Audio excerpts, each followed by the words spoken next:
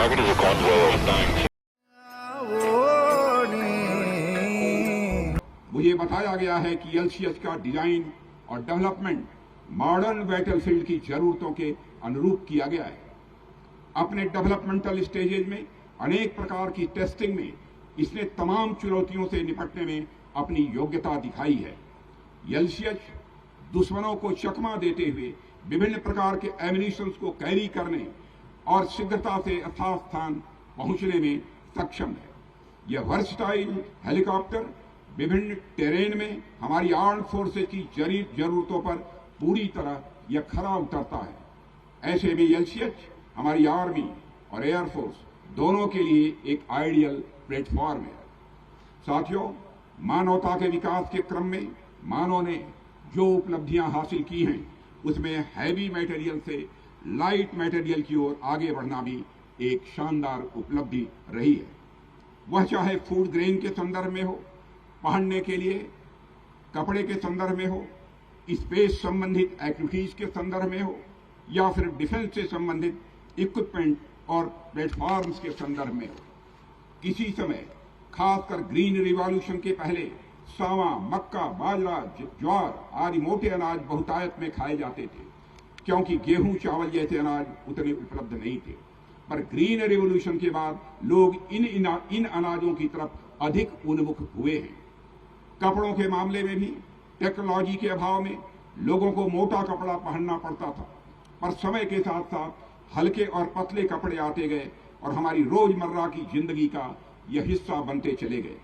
अभी कुछ ही दिन पहले हमारी सेना ने भी नई यूनिफॉर्म अडॉप्ट की है, जो पहले की अपेक्षा हल्की है और आरामदेह भी है। सेनाओं में इस्तेमाल होने वाले बुलेट प्रूफ जैकेट भी, जो पहले काफी भारी होते थे, अब उसकी गुणवत्ता के साथ साथ लाइट वेट में आने लगी हैं। इसी तरह लाइट मेटल की खोज के बाद दुनिया में अनेक स्पेसशिप प्रोग्राम भी यह शुरू किए गए हैं।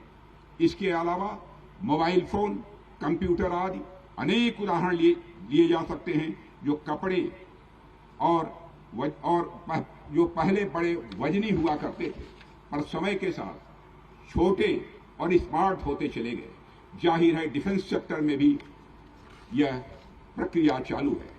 साथियों, पूर्व में सेनाओं ने हाथी जैसे बड़े जानवरों से अधिक एक्टिव घोड़ों की तरफ रुख किया, बड़ी और भारी तोपों से मशीन गन की तरफ रुख किया, हैवी टैंक से लाइट टैंक्स की ओर रुख किया, जो हाई अल्टीट्यूड और माउंटेन फ्रंटियर पर अपेक्षाकृत अधिक कारगर होते हैं।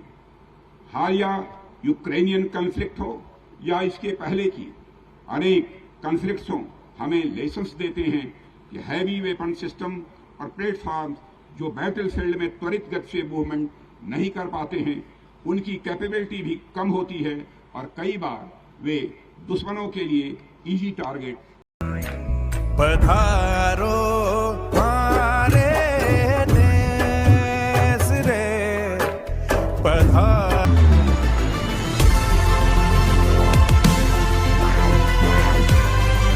आत्मनिर्भर भारत और self reliant India campaign is to make India one of the biggest military power in the world. Make in India movement in the defense sector